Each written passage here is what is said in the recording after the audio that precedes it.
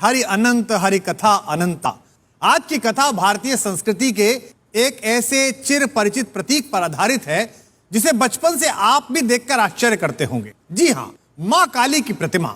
यह प्रश्न आपके भी मन में कई बार आया होगा कि मां शब्द सुनते ही प्यार, दुलार, स्नेह, मधुर भाव, बच्चों पर कृपा, क्रोध की कोई बात नहीं आती। लेकिन हमारी मां काली इतनी क्रोधित क्यों दिखाई देती हैं? उनके चरणों में देवादिदेव शंकर क्यों लेटे हुए हैं? ये सब और सारी जिज्ञासाओं पर आधारित है आज की कथा। आज से सहस्त्रों वर्ष पहले रंभासुर नाम के एक दैत्य ने प्रजापति ब्रह्मा जी की कठिन तपस्या की। कठोर तप करते करते जब बहुत वर्ष बीत गए तो आप तो जानते हैं कि ब्रह्मा जी सरल मना हैं, कोई तपस्या करे तो वरदान देते हैं। प्रकट हुए और कहा कि वत्स वरदान मांग। उसने तपाक से कहा, प्रभु मैं अमर होना चाहता। ब्रह्मा जी सुनकर मुस्कुराए, बोले बेटा कुछ और मांग लो, इतनी बड़ी सृष्टि है, क्योंकि तुम्हारी इच्छा सृष्टि के विधान के विपरीत है।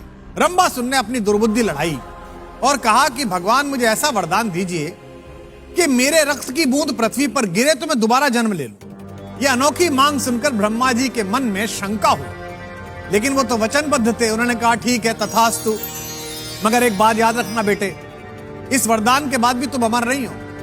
अपनी शक्ति का गलत उपयोग करोगे तो मेरे विधान के अनुसार कोई एक स्त्री तुम्हारा वध करेगी। ब्रह्मा जी की बात सुनकर रंभासुर हंसने लगा।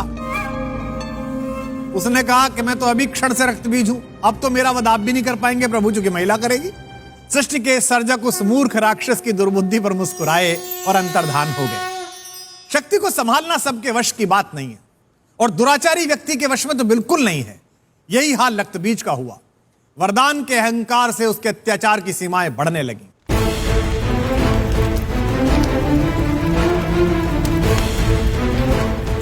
पूरी धरती पर सबको पराजित करने के बाद वह अपनी विराट सेना लेकर स्वर्ग की तरफ बढ़ा। स्वर्ग के देवताओं ने जब उसकी विशाल सेना देखी और उस विलक्षण वरदान का स्मरण आया तो हाहाकार मच गया। सब देवताओं ने मिलकर इंद्र से अनुरोध किया कि भाई आप हमारे राजा हैं, आप शस्त्र अस्त्र निकालिए। वो तो काम कर नहीं रहे, तो वज्र ही है, वज्र चलाइए और इसे समाप्त करिए। इंद्र ने उस पर वज्रपात किया। कई बार वज्रपात किया, उस पर कोई असर ही नहीं हुआ। हाँ, यह जरूर होता था कि उसके रक्त की कुछ बूंदें वज्रपात के बाद गिरती थी और उनसे नए रक्त बीज पैदा हो जाते थे, सेना और बड़ी हो जाती थी।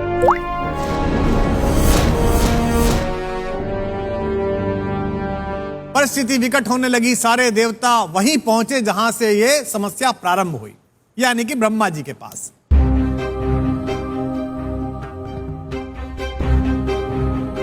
निरुपाय देवता लाचार होकर सृष्टि के स्वामी ब्रह्मा जी की शरण में खड़े हैं। ब्रह्मा जी ने पूछा कि भाई क्यों आए हो? तो सबने कहा कि प्रभु आपकी महिमा है, आप तो जानते हैं। ब्रह्मा जी को पूरा प्रसंग याद आया। उन्होंने कहा हाँ, वरदान तो दिया था पर अमरता का नहीं था।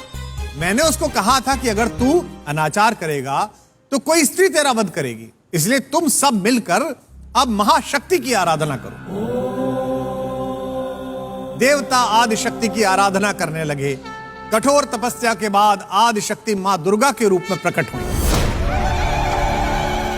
और देवताओं की सहायता करने के लिए उन्होंने रक्तबीज से युद्ध करने का निर्णय भी ले लिया। लेकिन फिर वही समस्या, रक्तबीज के रक्त की हर बूंद से एक नया रक्तबीज। अंततः आदिशक्ति ने रक्तबीज के सारे रक्त को अपने खप्पर में भरकर पी जाने का निर्णय किया। लेकिन इसी दौरान एक और समस्या हो गई। एक भी बूंद पृथ्वी पर बच जाए तो नया रक्तबीज पैदा हो जाए। इस लगातार संघर्ष से मां काली भयंकर क्रोधित हो गई। उनके रोम रोम से चिंगारी निकलने लगी और उनके तलवों के नीचे से लावा बहने लगा।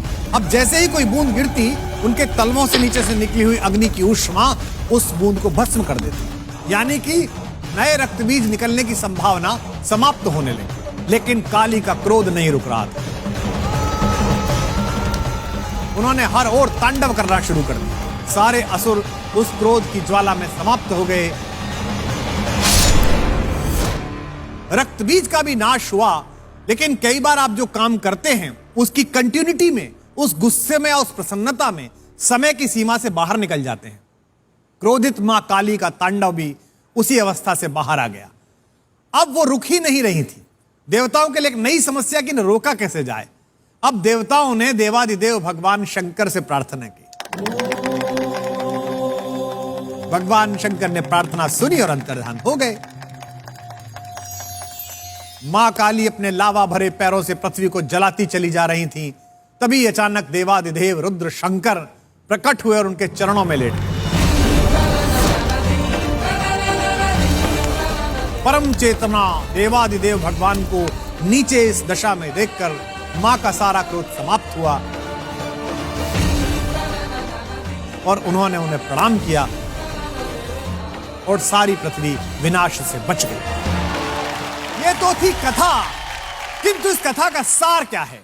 इस कथा का सार यह है कि दुराचारी चाहे कितना भी प्रयास कर ले, अपनी साधना के बल पर चाहे कितने भी वरदान जैसी चीजें जुटा ले, लेकिन अगर उसकी आत्मा में मलिनता है, अगर उसका मन दूषित है, तो अंततः उसका विनाश निश्चित है। निजी जीवन में हम सबको क्रोध आता है, लेकिन वह क्रोध कितना नुकसानदायक हो सकता है, यह कथा हमें सिखाती है।